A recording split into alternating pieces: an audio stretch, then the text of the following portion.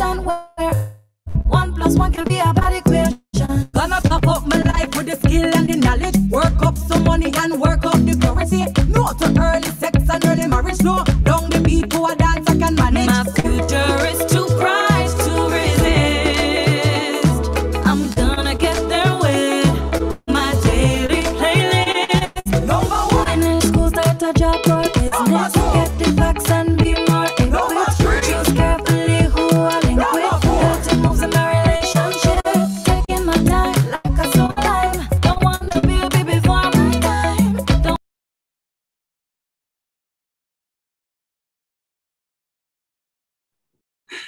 Good morning. Good morning. Good morning. Alison Drayton, Director and Representative, UNFPA Sub-Regional Office for the Caribbean. Seth Brookman, Deputy Director, UNFPA Sub-Regional Office for the Caribbean. Our panelists today, Chathera Adrai, Christopher Gilkes and Adriana Chappelle, UNFPA donors and partners, other UN agencies here with us today, our viewers and well-wishers who are joining us on Facebook, welcome. Good morning and good howdy do. And thank you so much for joining us at How Do Unintended Pregnancies Affect Me, a youth roundtable, and the launch of the 2022 State of the World Population Report, See the Unseen, the case for action in the neglected crisis of unintended pregnancy. My name is Carla Moore, and it's an honor for me to be here with you and to be your moderator this morning. Now, today, despite the late start, and I want to thank you for bearing with us, we have a concise and hopefully an impactful program for you as we get into some of the intricacies of unintended pregnancies. As we move into today's program, and if it feels safe for you, I invite you to consider your own origin story. For so many of us, the story of how we came to be started with, my mother never planned for me. And from that shared starting point, these stories can go in so many directions. Unintended pregnancies may lead to children who are wanted. It can also lead to safe and unsafe, legal and illegal abortions. But ultimately, regardless of how things turn out, the issue of unintended pregnancy is one that about 50% of women and girls must contend with, and so must we. And as always, I personally want to thank UNFPA for leading us into these waters, especially at a time when it's so tempting, but so damaging for us to shift our focus. Today, we'll be welcomed by Alison Drayton, Director of the UNFPA Sub-Regional Office for the Caribbean. And then we'll hear from some youth advocates who are doing some fantastic work across the region. We'll do some myth busting with some video contributions from members of UNFPA's Youth Advisory Group. And then we'll open the floor for question and answer. Now, I know that the question might come up and you might feel that you will remember the question at the appointed time, but I'm asking you to not do that with your memory. Write the question in the chat. Please make note of the question in the chat so that we can come back to it. And since this is the regional launch of the report and this is a global conversation, if you are sharing about this online, please use the hashtag Seeing the Unseen, which is the hashtag that we are using to talk about this issue of unintended pregnancies and this year's report. So I'm pleased that you've decided to spend this time with us. We will do our best to make the absolute best use of this time. So without further ado, please help me to welcome Alison Drayton to give this morning's welcome. Alison, over to you. Good morning, Carla. Good morning, everyone. And always a pleasure to be in any meeting you're moderating, Carla. I love the energy always. So again, morning, everyone. It is indeed my pleasure to bring you brief welcome remarks as we launch the State of the World Population Report here in the Caribbean region. The title of the report, as Carla has mentioned, is Seeing the Unseen, the Case for Action in the Neglected Crisis of Unintended Pregnancy. Today's launch takes the form of a youth roundtable talk. And I would like to recognize our youth panelists who are from all across the region and congratulate them on their advocacy, not only for themselves, but other youth in the Caribbean through their participation in this discussion today and beyond. Colleagues, our focus on young people for this event is deliberate. We recognize that young women in developing countries, like those in our region, are significantly affected by unintended pregnancies. In fact, every day in developing countries like ours, 20,000 girls under the age of 18 give birth. This amounts to 7.3 million births a year. And if all pregnancies are included, not just births, the number of adolescent pregnancies is much higher. In the Caribbean, 69% of the countries have an adolescent birth rate above 40 births per 1,000 girls aged 15 to 19. This is well above the estimated global average for middle-income countries, which is 37.2. So our region, always pleased to be a leader, is leading, unfortunately, with nearly twice the global average for middle-income countries. The 2022 SWOP report highlights that contraception is the most obvious way to prevent unintended pregnancy. Contraception refers to the act of intentionally preventing pregnancy.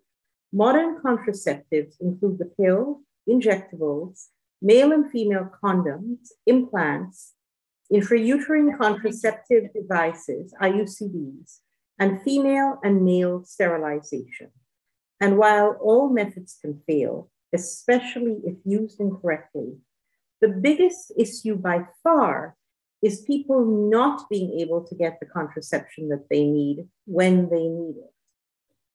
I would note that in the Caribbean, this is a particular issue for young people, male and female, because in almost every country, it is not possible for young people below the age of 18 to access family planning services. And this would include not only the methods to prevent pregnancy, but even advice. Given the sad state of discussions on issues relating to sexuality in our schools, we have young people who get pregnant not even knowing how it happened. This is not a small problem. The SWOP report further highlights that globally, around 257 million who want to avoid pregnancy are not using safe modern methods of contraception. Among them, a total of 172 million are using no method at all. This is compounded by the fact that there are many myths surrounding the use of contraceptives. I am happy to see that some of these myths will be debunked in today's discussion. The discussions will also focus on the importance of contraceptives in helping UNFPA Caribbean support the region to achieve key strategic outcomes, including reduction of unmet need for family planning and reduction of preventable maternal deaths. I am sure, ladies and gentlemen, that we are all very excited to hear the rich perspectives that will be shared by our youth today. In closing, I recall UNFPA's continued commitment to our mission to deliver a world where every pregnancy is wanted, every childbirth is safe, and every young person's potential is fulfilled. I am sure this event today is indeed a testament to that. Thank you all, and back to you, Carla. Thank you so much, Alison. It's always a pleasure to be here with you.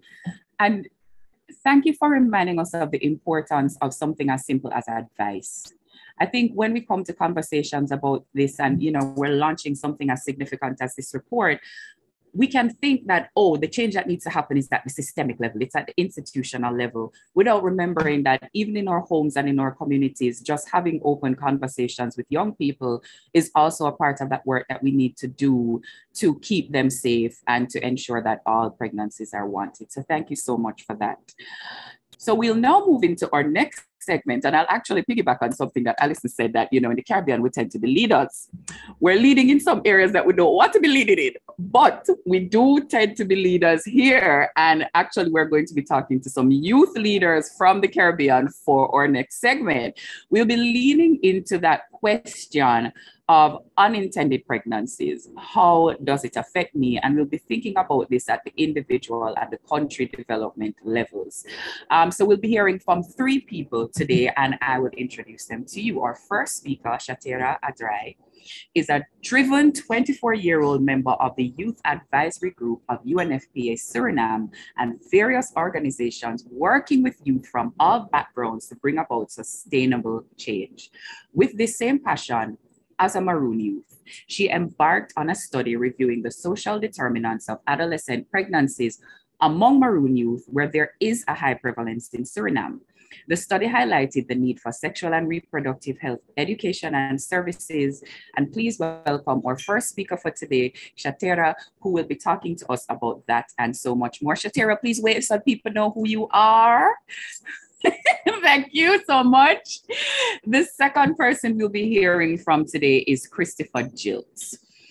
I was born with a disability called spina bifida and 2% hydrocephalus, which I have to use a wheelchair to get around. I do not let my disability get to me. I live by a quote, which is, "The only disability is your own attitude." I represented Barbados in Guyana, Grenada, and Trinidad and Tobago, respectively, as a member of the Youth Advocacy Group of the United Nations Population Fund.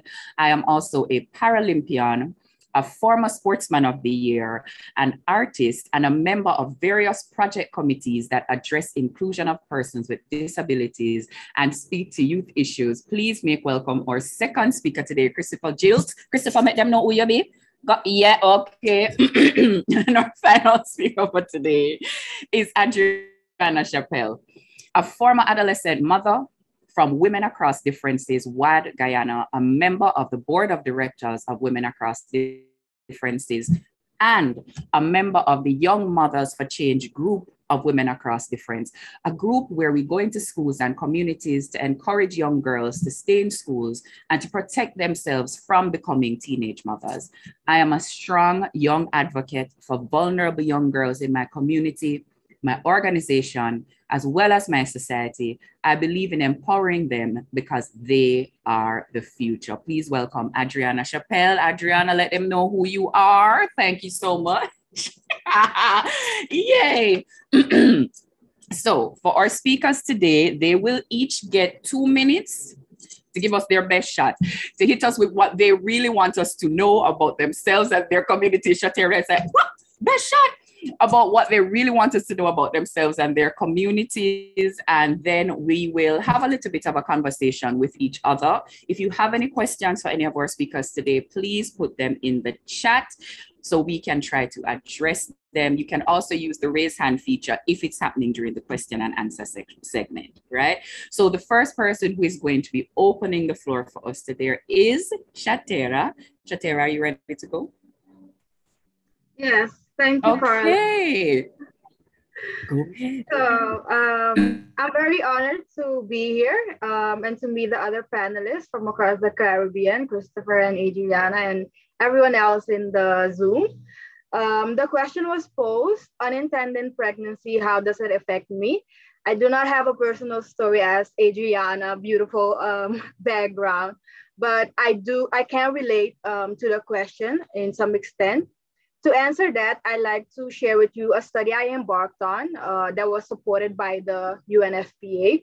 It's a review of social determinants of adolescent pregnancies among Maroon youth in Suriname.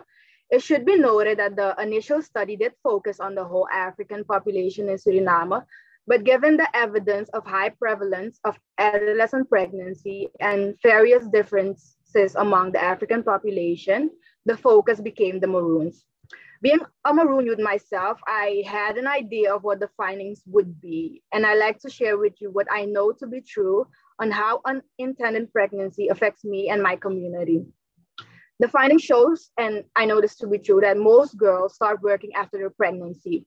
When girls start working to be self-supporting, they do not continue schooling.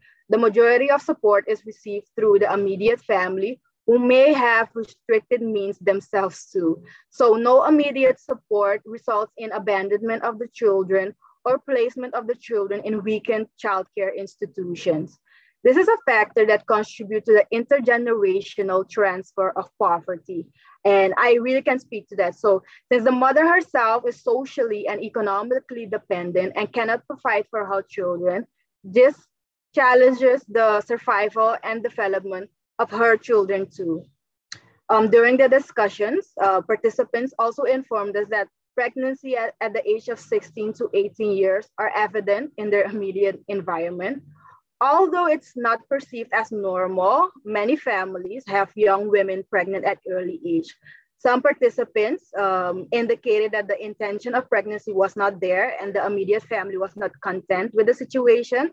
At first, however, the situation is accepted and the immediate family or boyfriend may support, because there's a general concept here that especially within the Maroon community, that children is wealth. So at the end, the situation is embraced. This sentiment is important in the ultimate decisions that are being made and the value that is placed on having children. And so the cycle continues. And me believing in the mission of UNFPA, believing in delivering a world where every pregnancy is wanted, every childbirth is safe, and every young person potential is fulfilled, I recognize the cycle and I do my part in keeping myself aware and making the community aware of how unintended pregnancy affects me and us. So that's what I wanted to open with, Carla. Thank you. Thank you so much, Chathera. And thank you for bringing that perspective about Maroon youth. And I really hope we get the opportunity to get into that a little bit more as we're talking. So now I will welcome our second speaker, Christopher Gilkes, to talk to us. Christopher, you ready? Yes, please. All right, go ahead. Good morning, everyone. My name is Christopher Gilkes, and as Carla said, I'm a person with a disability, and I haven't had personal experience, but as an advocate for persons living with disabilities in Barbados, sometimes it is a challenge, whereas the community would see persons with disabilities not being able to live a full life or have children. So that seems to be a myth, as though, you know, oh, you can't have sex, you can't do this, you can't do that. But I know of a situation where there's a lady that has 2 children. She is a wheelchair user. And they would, you know, some persons would look at her as though, you know, she's not, you know, how would you be able to take care of them financially? So this is some of the challenges persons with disabilities would face in having, you know, going up with the community, and we have to face the society on a day-to-day basis, speaking of these things, and then we have to be able to let them know we are still people, and we too have feelings and emotions just like everyone else. So there is no way or reason why we cannot protect ourselves just like the able-bodied community. But what I see is lacking is information. There's not enough information out there for persons with disabilities around contraceptives and healthcare. So this is something, this forum is one that I want to take away, and also, you know, help persons to see that because you have a disability, it does not mean inability. We all have challenges and we all have to find ways to overcome them. So include us and not exclude us. Thank you.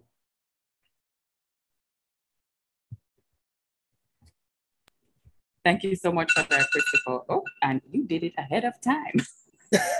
So, no, I was monitoring the time as well. So I know, I'm impressed. Adriana, are you ready to join us? Thank you so much, Christopher. Adriana, you ready to go?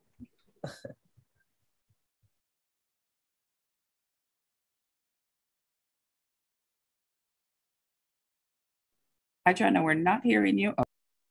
Okay. Okay, so good morning, everyone. I feel so privileged to be here to share my story. I hope that I make an impact on someone's life today. So here we go. How does an unintended pregnancy affect me? So I will speak from my experience. I must say it affected me generally. Because I had to make drastic decisions and changes, not only to my body, but my lifestyle, in order to welcome a child that I wasn't ready for. Having said this, in the eyes of society, I was discriminated. I was treated as though I committed a crime because I was 15 and pregnant. But what most people don't realize is that you don't know the young people's story. We go through so much in a dysfunctional home, and then we have society that is on our backs on a daily basis telling us what they think they know. So I faced many challenges as a teenage mother, and due to those challenges, I am the person I am today. But even though I have evolved into the person I am, and I could not only as a person, but financially, and I could be able to sustain my family, I also support and I encourage young women to protect themselves, because I am aware of the challenges you face as a teenage mother, where you don't have a job and you have to depend on your mother. In my case, my mother was a single parent, which was another task for her. And in order to be developed, you have to have that one support. Thank God I had one. Thank God Miss Clonel was there for me. And today, voila, I'm the person I am today. Now, I go from school to school, even to my old school, to share my story, because being abused as a child, you get told not to say anything. And I encourage anyone out there, you must say something. That's the only way you would break the whole society pressure. You need to say something so that something can be done about it. You're not to be blamed for what happened. Okay, so I encourage young girls to stay in school. I encourage young girls to evolve, study, do the best that you can, abstain from sex. I encourage parents to love their children, to love them through that stage that is very difficult to go through, which is the adolescent stage. To know your children, to know that something is up, to know that something is not right. And yes, let us love and educate our young women. They are our future. They bring forth children. So let's help them to bring forth children at the right time, at the right moment, in the right place. That's it for me. Thank you so much for that, Adriana. And thank you to all of our speakers today. We do have a small space for question and answer now. So if you're interested, you can put it in the chat or you can raise your hand and ask. And I'm also opening the space for if our speakers have any questions that they'd like to ask of each other. If there's anything that they would like to discuss in more detail. I love that Chathera is making the thinking face. You know, the one where you look at the sky like. No, I just found the different perspective also applaudable, and I resonate with Adriana story a little bit with the focus group I had, and this is exactly what we need, people that can tell from a personal perspective and go school to school. So that's also what we try to do. So I just wanted to add that. I don't really have a question at the moment.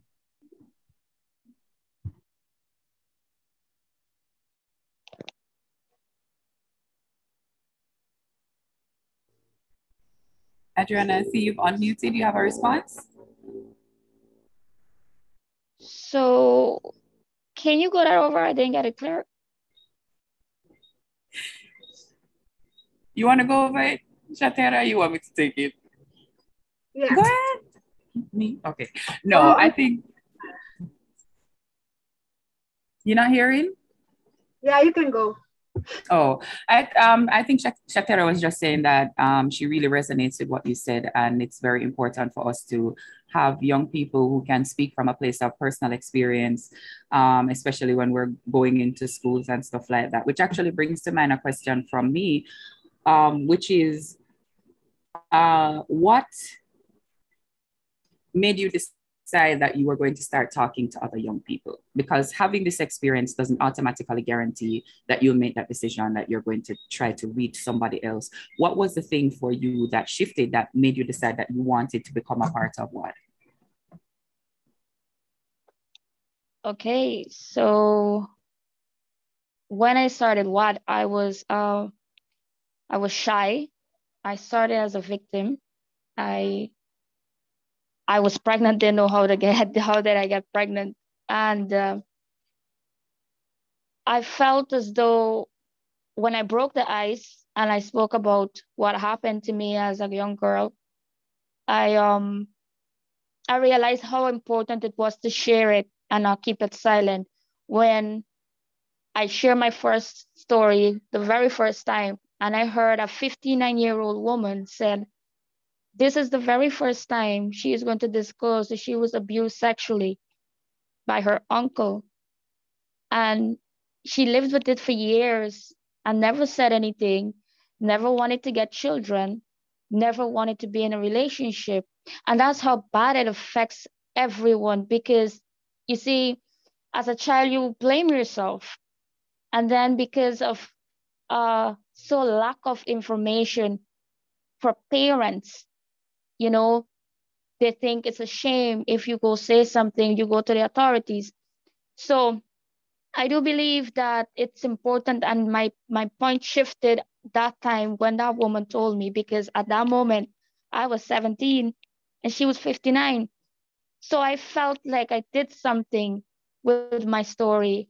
And after that, I went telling everyone exactly what happened, and how they can help themselves and how they can make themselves a survivor, not live as a victim.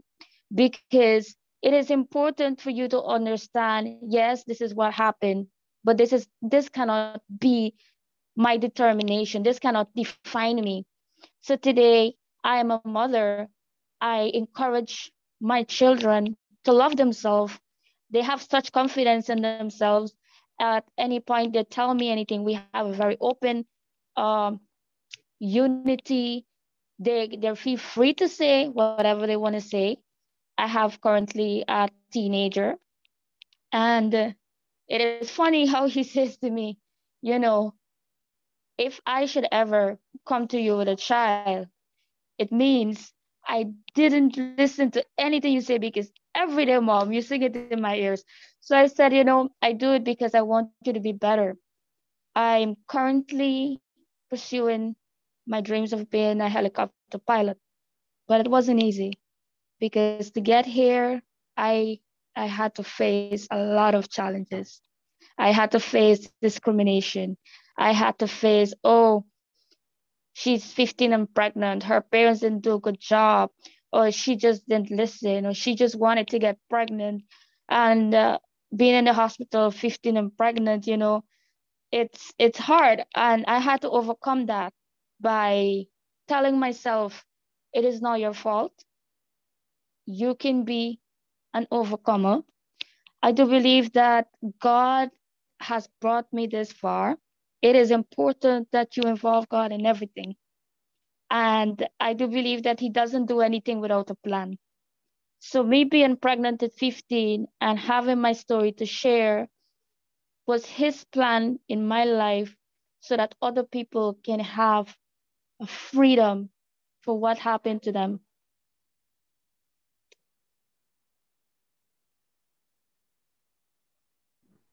Thank you so much for that, Adriana. Thank you. We have actually 2 questions in the chat. I think people are resonating a lot with what you're saying.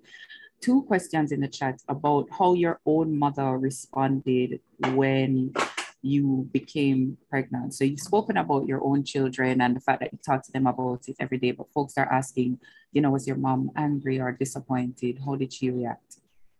Oh boy. Oh boy. Okay, being one of her most excellent child, and this is why I input it, that you must know your children, must know that something is wrong with them. I always wanted to make my mom proud.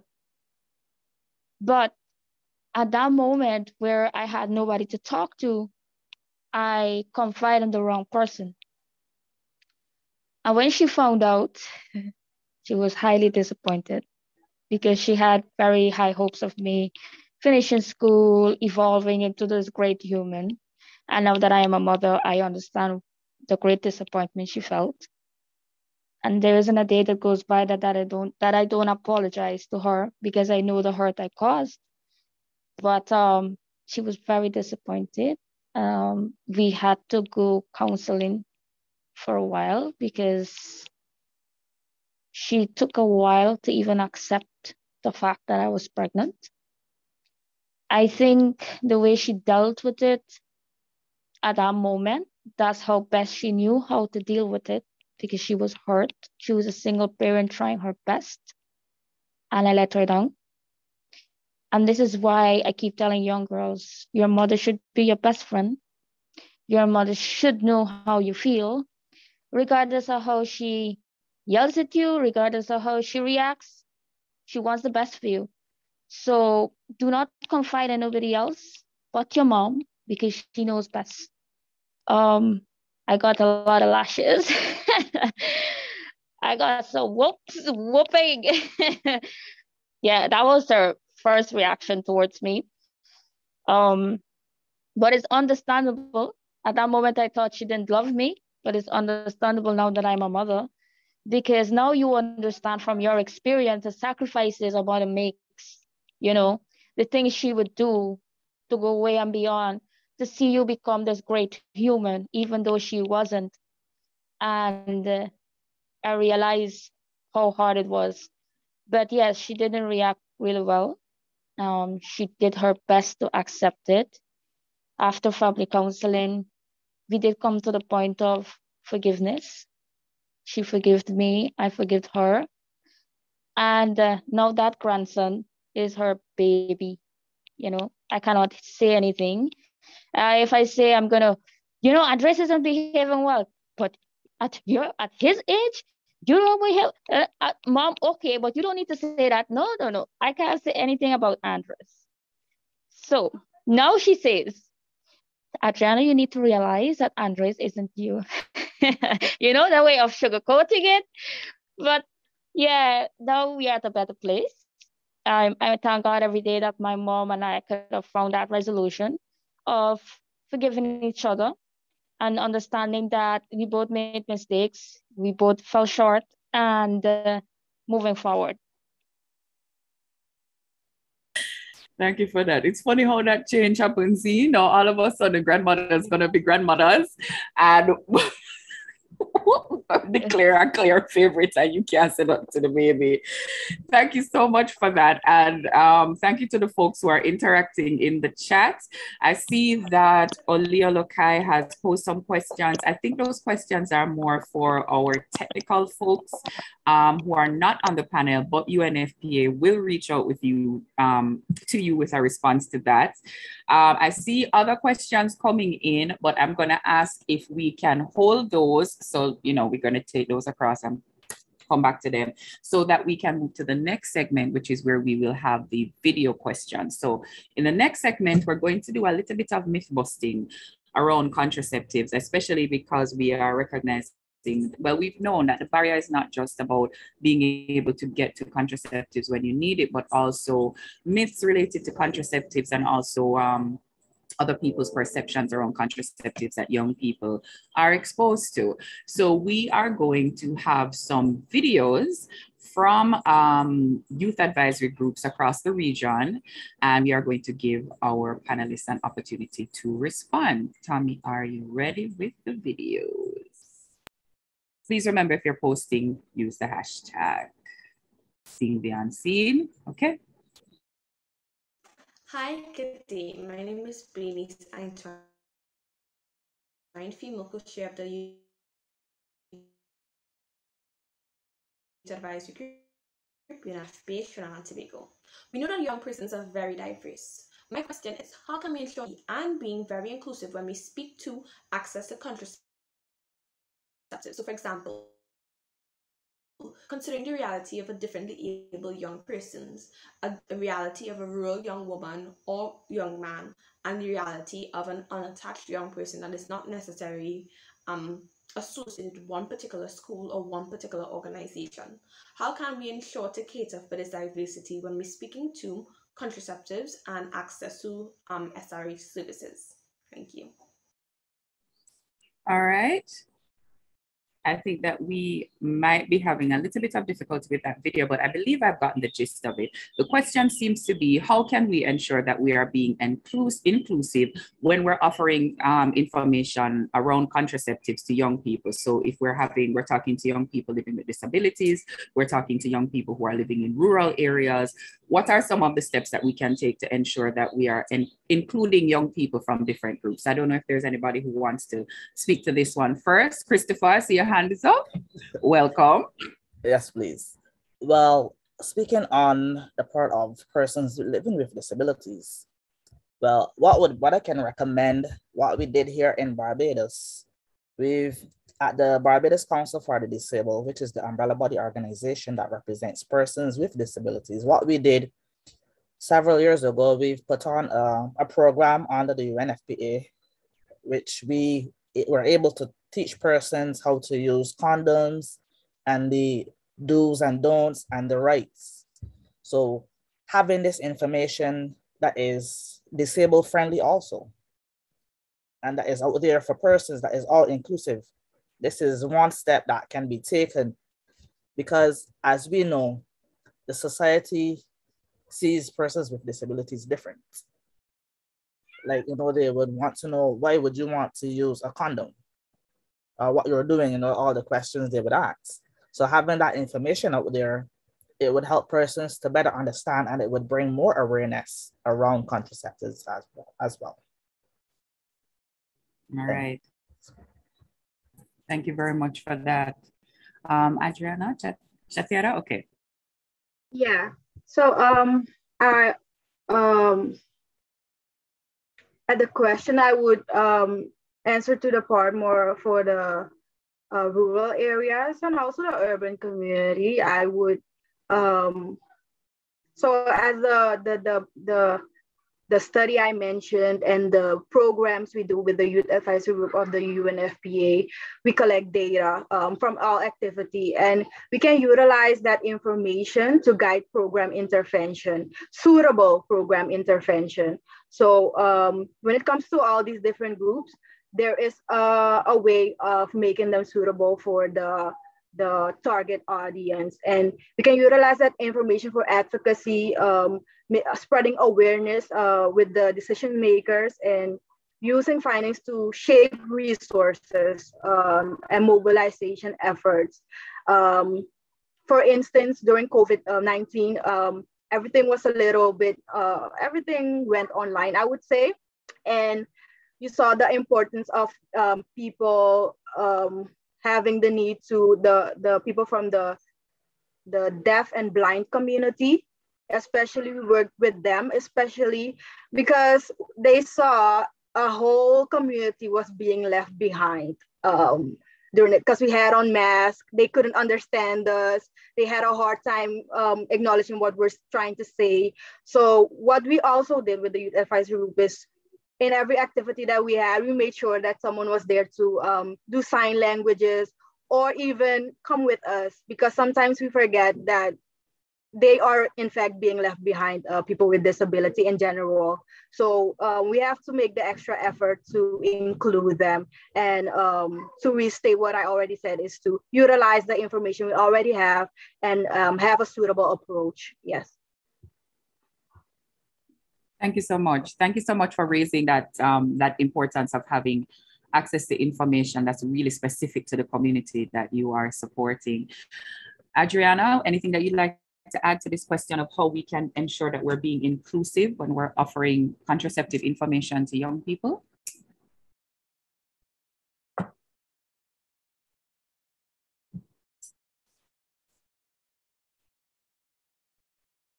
You're not hearing us?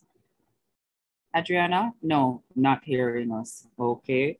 All right. Okay. We will try to fix. Oh, you're in. Okay.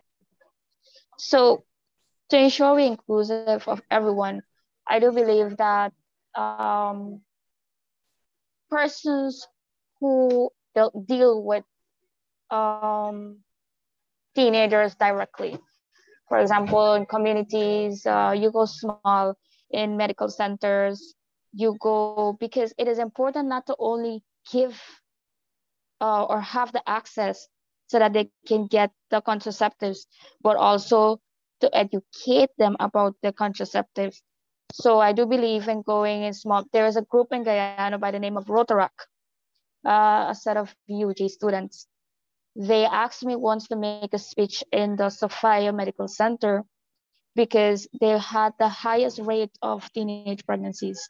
So we would go there and we will talk about my experience and how it affected me, what they need to do not to get pregnant, and in the event that they're sexually active, they should always do family planning in order not to bring unwanted pregnancies or unsafe abortions, which is very, very common.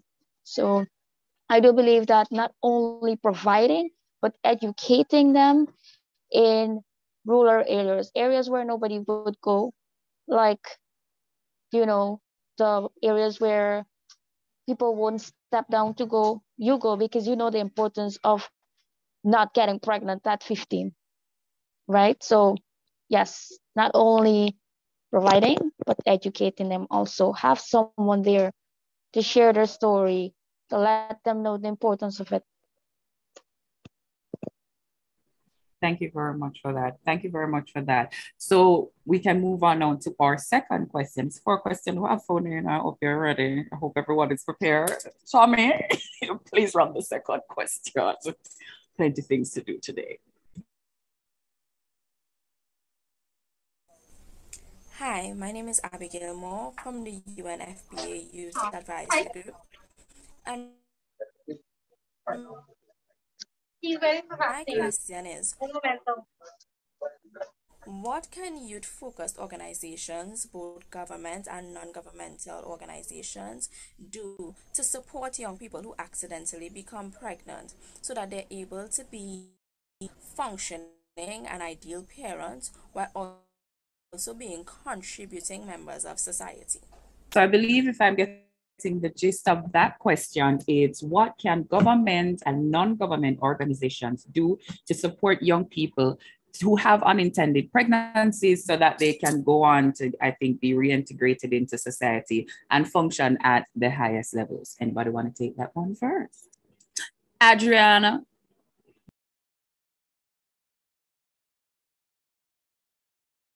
We're not hearing you. Hi there. Yes, I was saying. So I will bring my personal experience as well. When I became pregnant and I joined WAD had a program just called the Comprehensive Life Skills Program, where I learned several things. I learned how to decorate weddings, decorate baby showers, decorate parties. I learned how to make floral arrangements. And my first job was actually at a florist, where I earned my first salary, and I was able to sustain my son. So I believe that there should be more programs like Women Across Differences around the world, where they encourage young women that even though you have a child, it is not the end of the world. It is just the beginning. Thank you very much for that. It's not the end of the world, it's just the beginning. All right. Chathera, Christopher, anybody else would like to speak to that question of what government and NGOs can? Yes. So I also wanted to mention that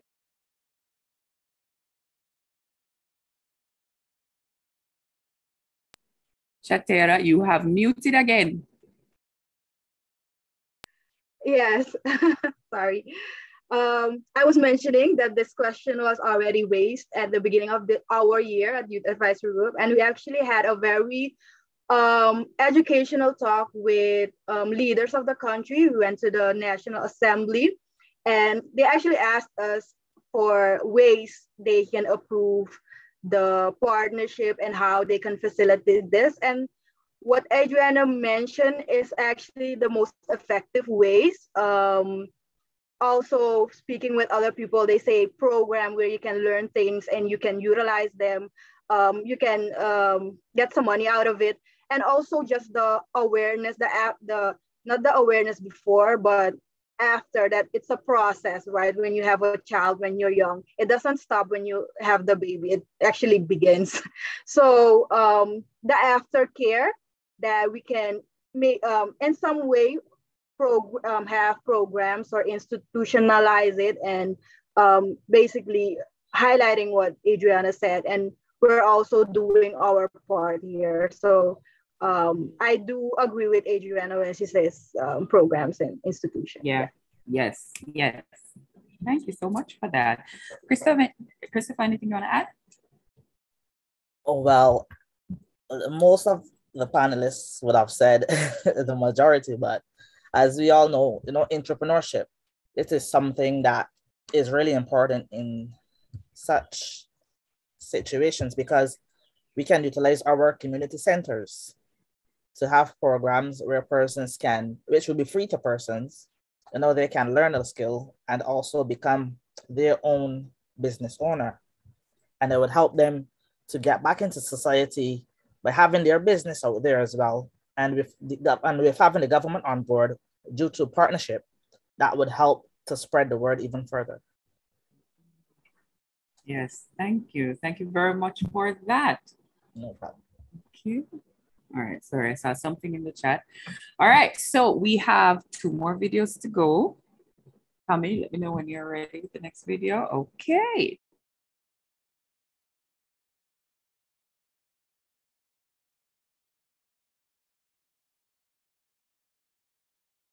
Greetings, everyone. My name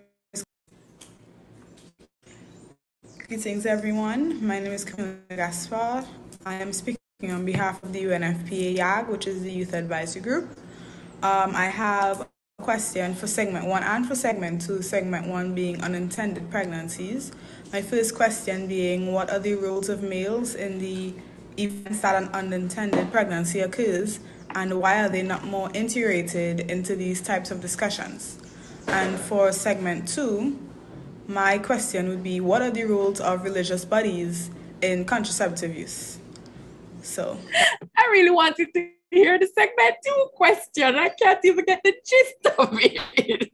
Okay, so what we do have is, and it's a great question, what is the role of males in terms of unintended pregnancies, and especially in how they show up after an unintended pregnancy occurs? Now, I don't want to assume Christopher first, but I'm saying no, I don't want to assume.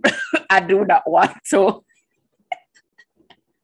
Whoever wishes to take this question first, may take it. Since I was spot on the spot, Yeah. in a smart way, well, I can't answer that from experience, but as a male, my perspective on that is you should be there as part of the support system, because you don't know what your partner is going through, because you are part of that pregnancy. So then I believe that you should still be there as support. Whether you want to keep the child, then you can have a discussion. What would be the plans to move forward? Thank you for that. There is definitely more space that we need for thinking through this, which is why I'm very glad that there's a man on this panel today. Chathera, you had unmuted. Yeah. To answer to that question, in relation to Suriname and the community I'm talking about, it is a phenomenon that the wishes, so they may support. So it's not a given that the male will always stay after the pregnancy. But on the other hand, it also highlighted the need for comprehensive sexual education, because a part of that is family planning. So if the girl only gets the information barely information on what sex is, or the information is already scarce on the girl side about the effects and the family planning, all of that. On the side of the gentleman, I can't speak for them, but it may be less. So I think that actually highlighted the need of comprehensive sexual education. So if we have that in place, I don't believe it's something that will happen just like that. But if we're making steps towards it, the awareness has to be created, both genders. So I think that's a step moving forward. Yeah. Thank you for that. Thank you for that. Adriana, anything that you want to add?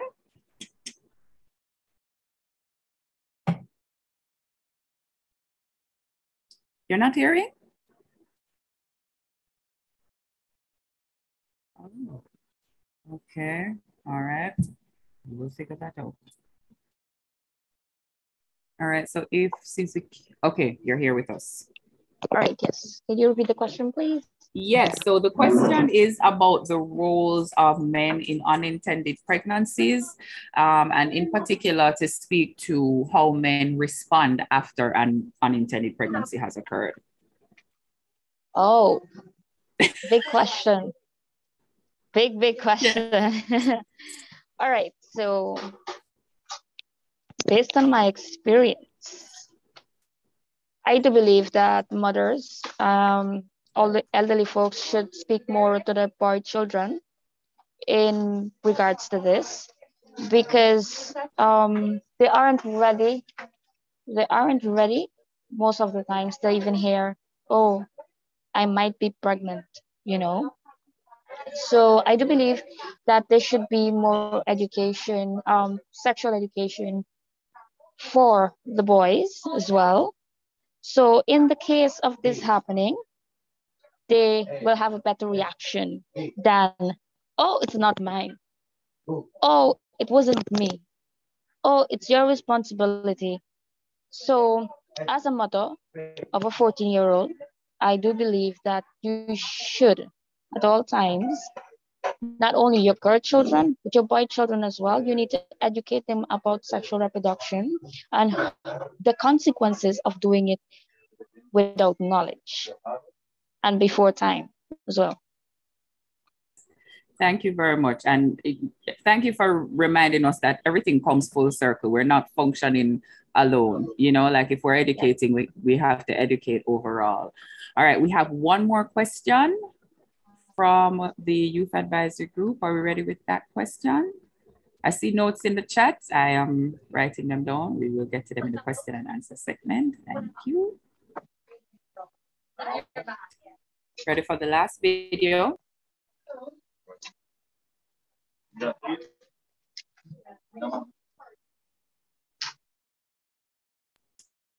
While the video is loading, I will just share that James Miles said that mentoring and coaching is vital to encourage male participation in unprepared pregnancy. James, thank you very much for sharing that with us.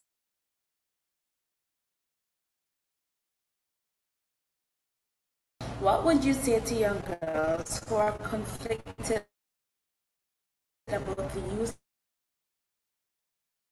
of contraception because of their religion?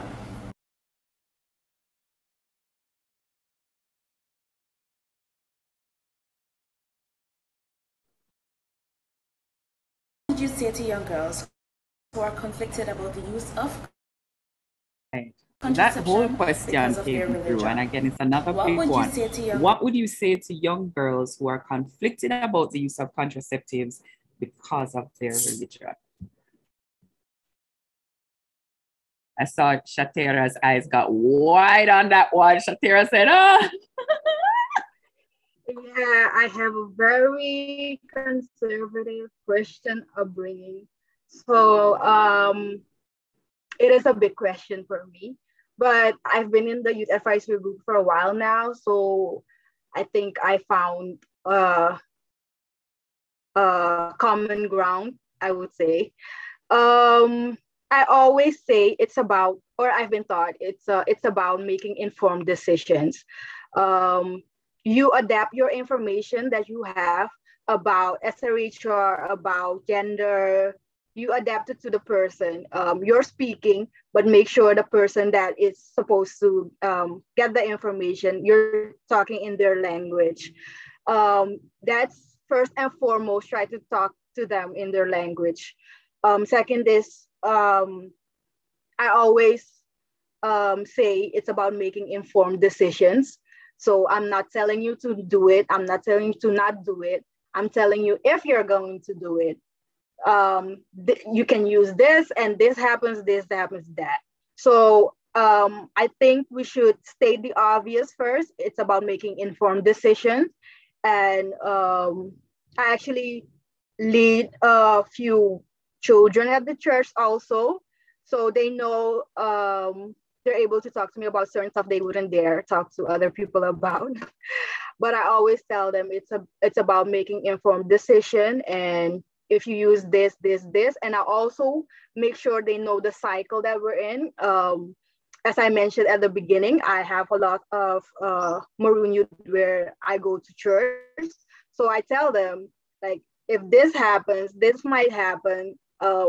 Look at your sister, look at your auntie, look at my mother, look at your... So that's what I say. You have the information, just make sure you say it in their language, and also be mindful. We are very respectful people at the end. So that will be my go-to way of going about it. At least that's how I go about it. I just inform them. Thank you. So give them the information and let them know that ultimately the decision is theirs. It's their decision to make. All right, thank you for that. Christopher or Adriana, would anybody like to add to this question of how do we have this conversation with young girls who have reservations based on their religion? Okay, well, I agree with the panelists before me because information is vital. I want to have that information. It then allows you to make those correct decisions that, you know, it would help you to be comfortable once you have that information ready for you. Because, you know, each situation is different. So then it would help to navigate the way you may see a situation of someone else as well. And as the panelist said, your family members, they can also be examples, used as examples as well for the situation. Thank you for that. Adriana, I saw that your hand was up.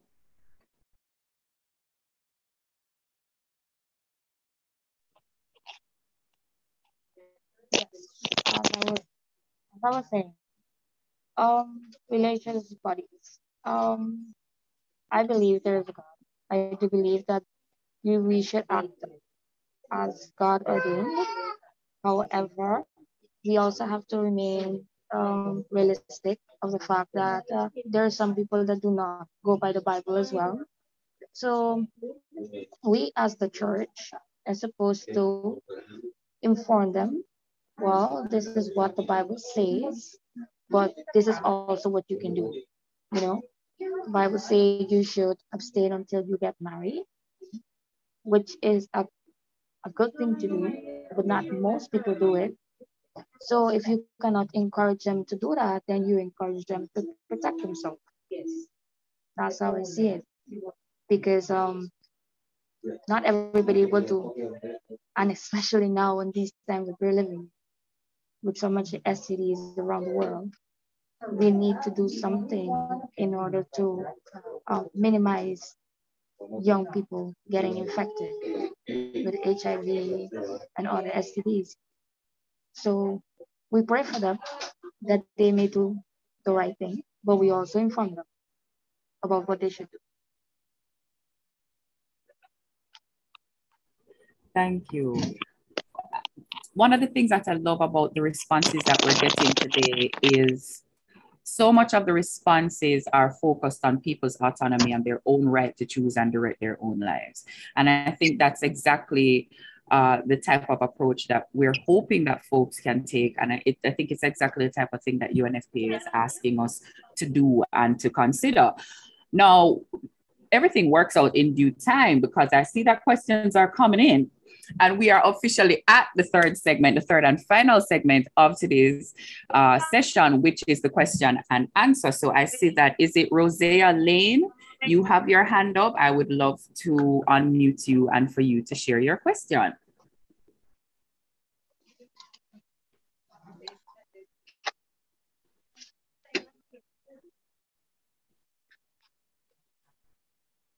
All right, you had unmuted briefly and then muted again. Miss, I would like to ask, what are the challenges a young mother or a young father would have during pregnancy and before birth? What are the challenges that a young mother or a young father would have during pregnancy and before birth? That's the question? Yes, Miss. All right, thank you. Would anybody want to speak to that question about some of those? Adriana, Messia, and right up there.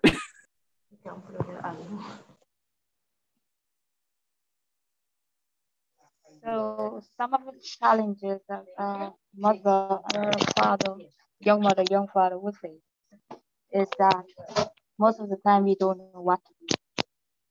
So you get frustrated, you have no guidance, and you do what you think is best at the moment, which is not the right thing.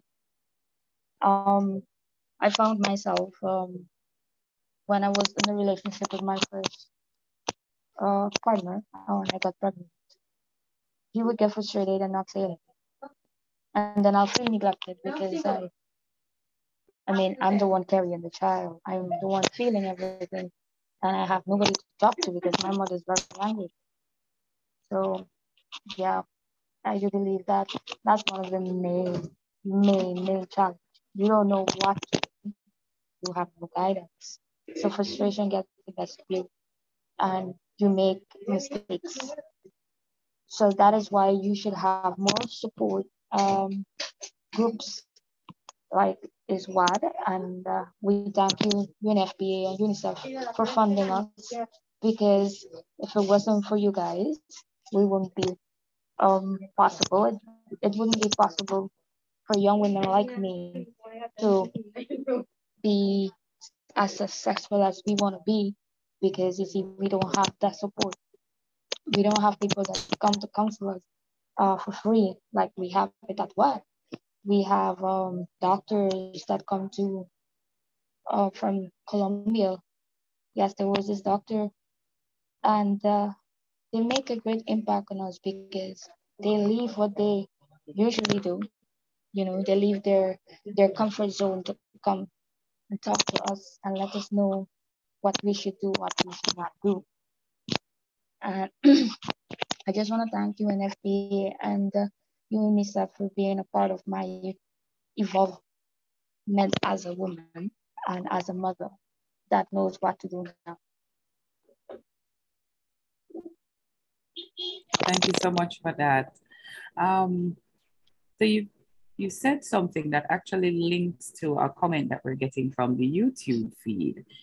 And it says that not just a support system. I think this discussion is always so gendered. Men need to take ownership of their role in the child's life and be present. And so I wanted to pose that to the panelists as, do you think that, we're having this conversation in a way that kind of allows men to exit the situation? And if that is the case, what is the shift that we need to make in how we're talking about unintended pregnancies that holds men more accountable and treats men as more than a support system to the mother? I'll give you some thinking time. In the meantime, I'll ask everybody, since this is a regional launch, please let us know in the chat where you're from. If you can find your flag in the chat, drop it. If not, just drop the name of your country. So we know exactly who is here with us today, because I know that we have a wide cross section. To my panelists, who I can tell are thinking very hard. The question again, are we having these conversations in a way that are we letting men off the hook when it comes on to unintended pregnancies? And if we are, what do we need to be doing differently? I agree. And there was actually a line in the SWOP report. Yeah. It stated unintended pregnancy must not be framed as solely a women's issue. And what happens in these type of talks. So I'm glad Christopher is here as a panelist. And I'm glad for movement as he for she. Those type of movements, those little actions make it easier. I know for myself, you have a way, you know, your friend circle or the guys you have in your circle, you know how to maybe open up a conversation about that. But in general sense, it isn't that easy. They can just say, okay, you guys figure it out.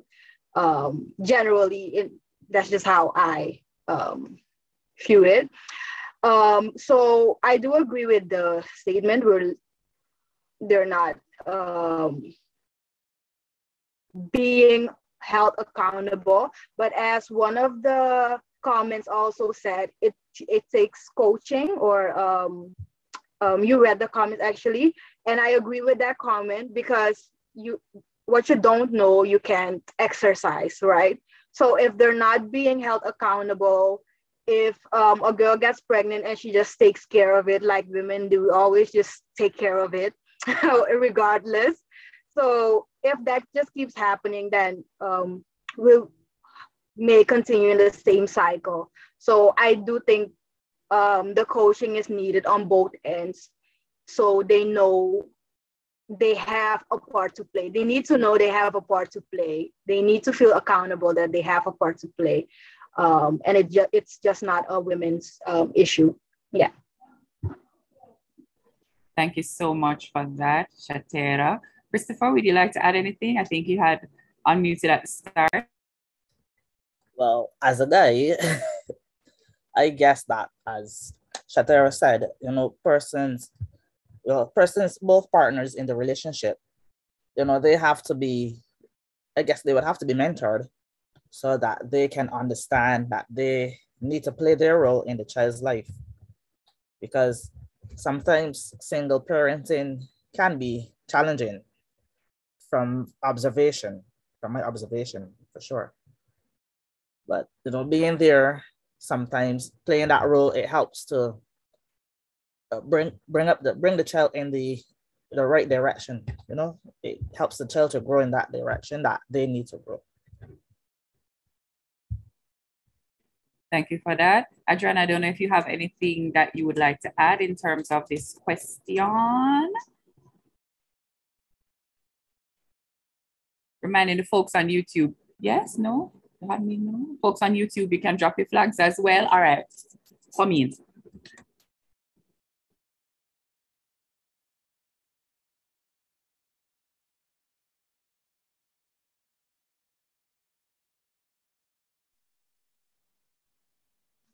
Yes. So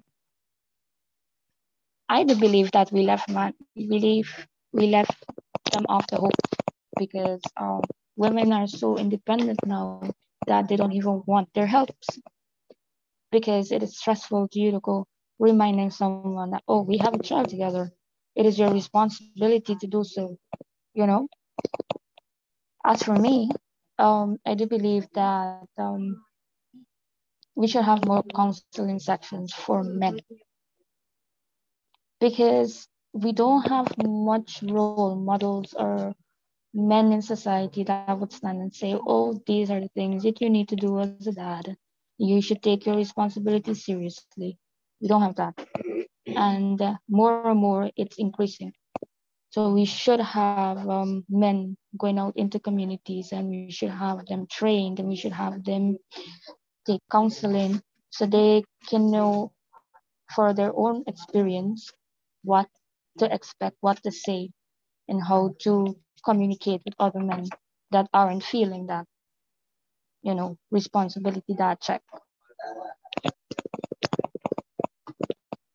Thank you for that. So one of the things that has come up throughout the session is that we need to be taking like a gender inclusive approach to this.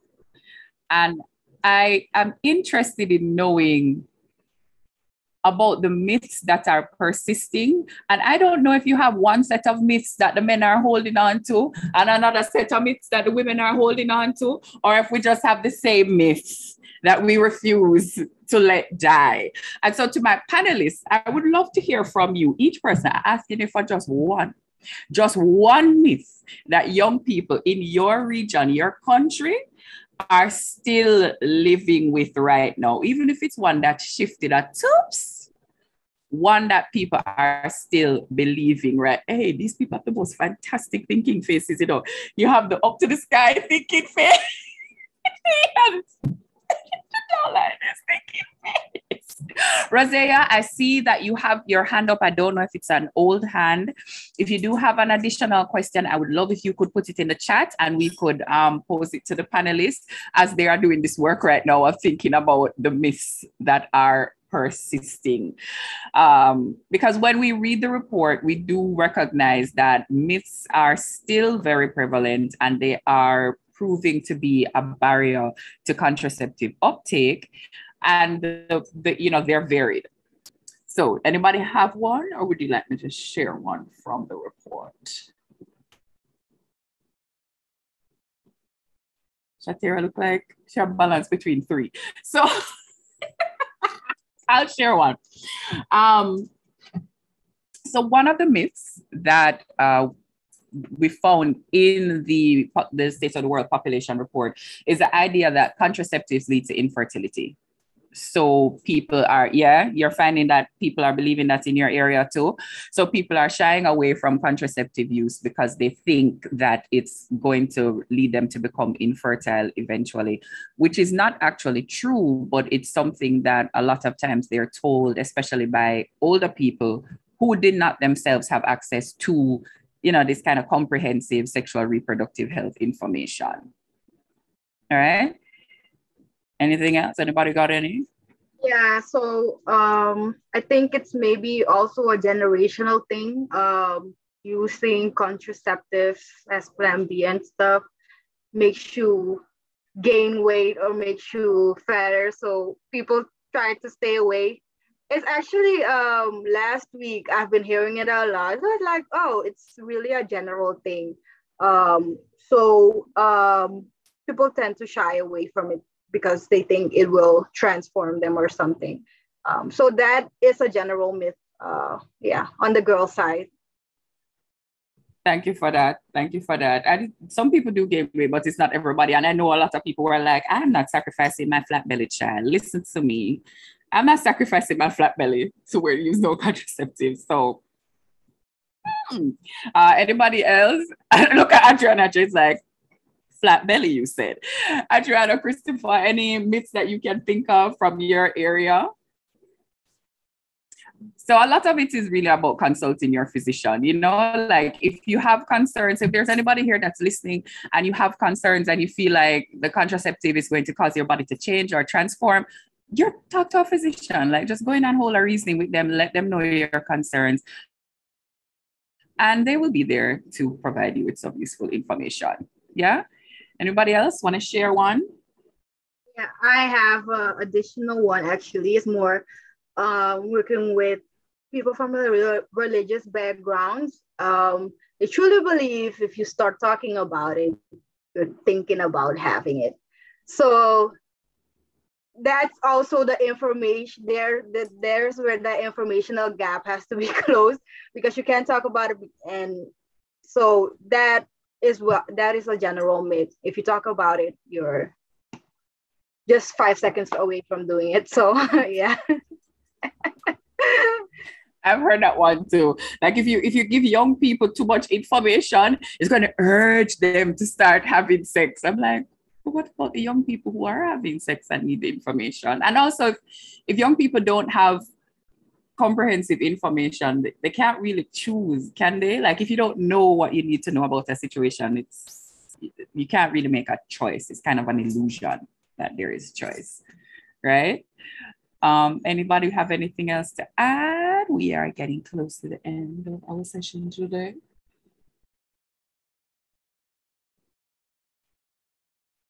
No? All right. Well, I will just share two more that I came across. Well, the one that it makes them promiscuous. The other big one that with condoms, men cannot enjoy sex. They can't feel anything and there's no pleasure in it for them. And it's, look at Adriana's face. And there is just this big, you know, what is the word? Burden that men have to bear when they use condoms, which a lot of men will tell you, it's not true. But a good number of men do believe that. And that, you know, it's like couples can't have their sexual freedom. Couples can't enjoy their relationship because there's this thing standing between them, which, you know, as we know, it's not actually accurate. So if there's anybody who is interested in more information about these myths, more information about where we are in terms of unintended pregnancy, please go ahead and check out the report. If you look in the chat, you will see that Justine Dunkley Malcolm dropped the link. I will ask if she can post it again, just so that it's closer to the end of the chat. I am going to close my panel discussion, and I am going to thank my speakers for coming here today and dropping these pearls of wisdom and also sharing with us from their personal experience, so that we can make use of it for ourselves. So Chathera, Adrai, Christopher Gilkes, Adriana Chappelle, thank you very much for the work that you're doing in your communities, and thank you for the decisions that you have made around how you're going to put your personal experience to use. For the rest of us, as somebody who lives in the region and works in the region, I really appreciate you. So thank you for being a part of our panel today. No problem. Yeah. Thank you, Carla.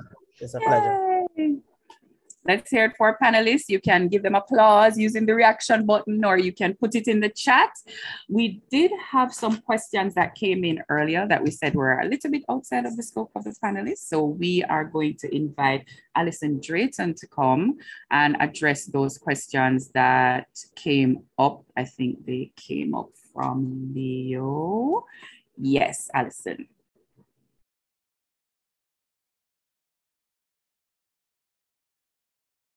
Not hearing you.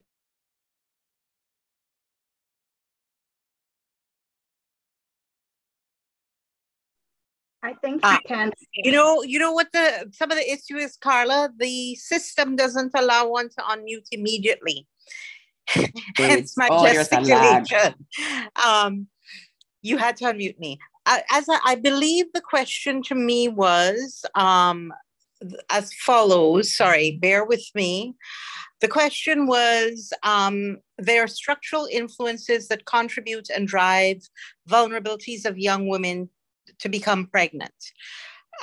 Some examples are lack of opportunity, lack of education, low socioeconomic status, and social media peer pressure. What legislative reform and programming is being done to challenge these drivers in the Caribbean countries? So I would say, observationally, I don't think that it is as much. There are issues linked to socioeconomic status, but above and beyond, through our lens of working on adolescent pregnancy in the Caribbean, one of the biggest challenges is the lack of access to information and family planning methods, which is driven by the fact that, as I said in my remarks, for many of the countries, I think for most of the countries, you cannot access even information below the age of 18 unless you go with a parent or a guardian.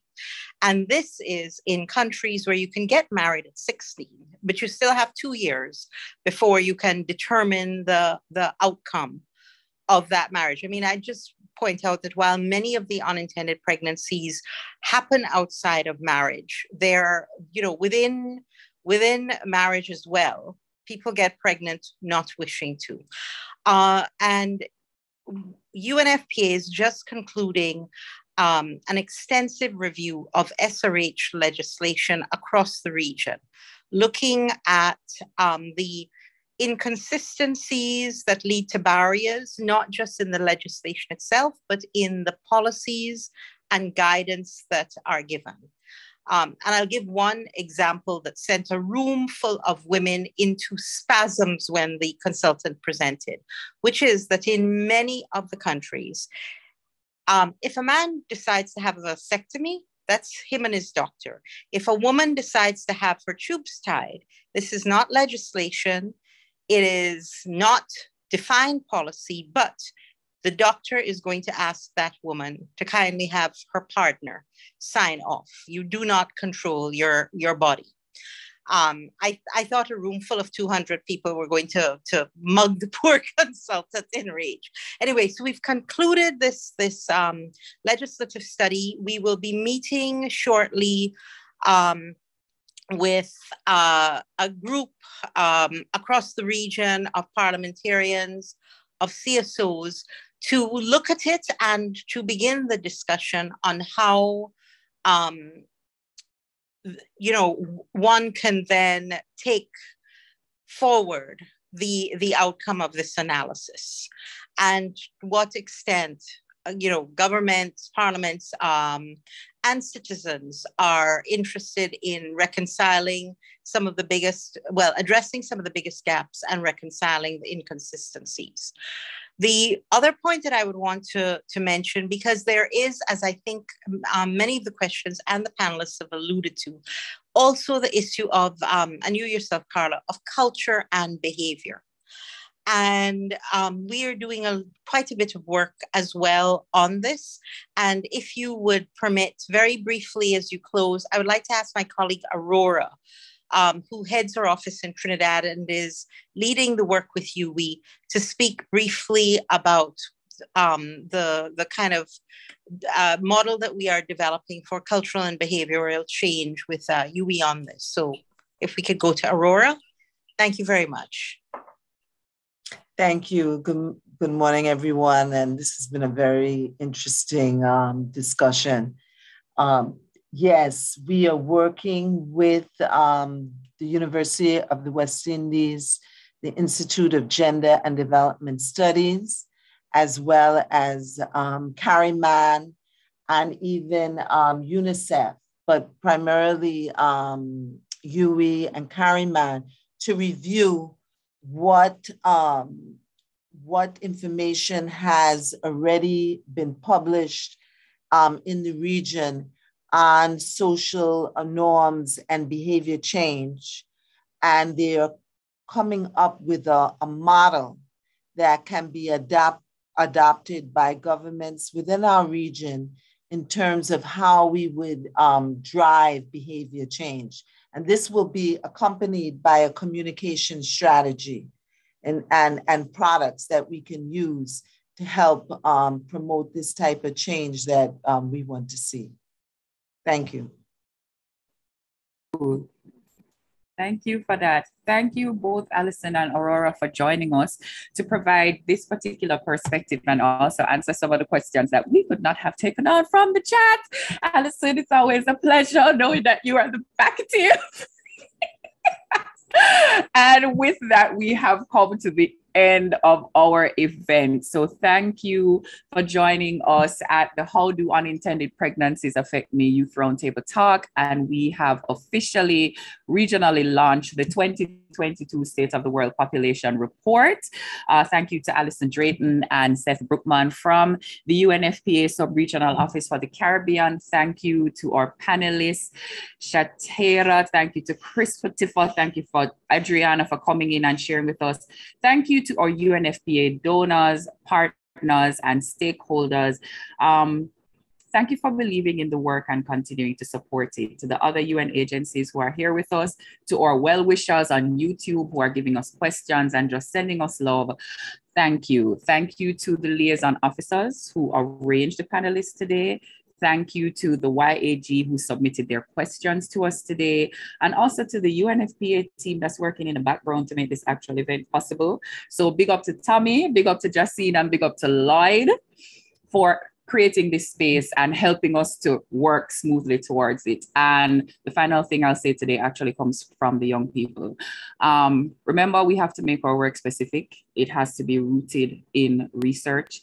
Remember the human elements of love, forgiveness, and bond building in this very big work that we do. And remember that we have to include the man them. We cannot go forward in this work without the fulsome inclusion of men. To everybody who is here, safe travel upon the gravel, be good to each other, and as always, continue to do good work. My name is Carla Moore, and it has been my pleasure moderating for you today. Have a fantastic day. Bye, guys.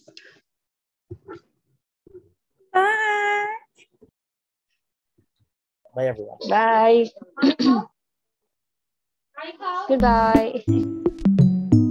I've taken my time like a slow lime. Don't wanna be a baby before my time.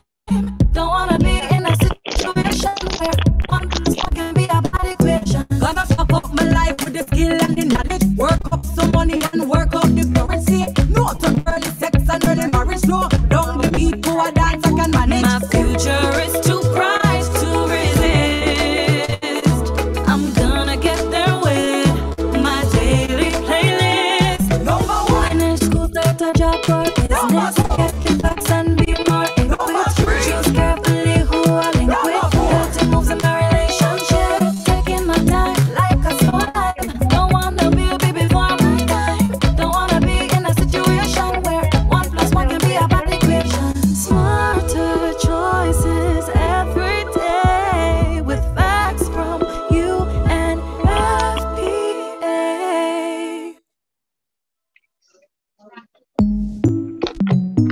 I'm taking my time like a slow lime. Don't wanna be a baby for my time. Don't wanna be in a situation where 1 + 1 can be a bad equation. Gonna top up my life with the skill and the knowledge. Work up some money and work up the currency. No to early sex to a dance I can manage. My future is too bright to resist.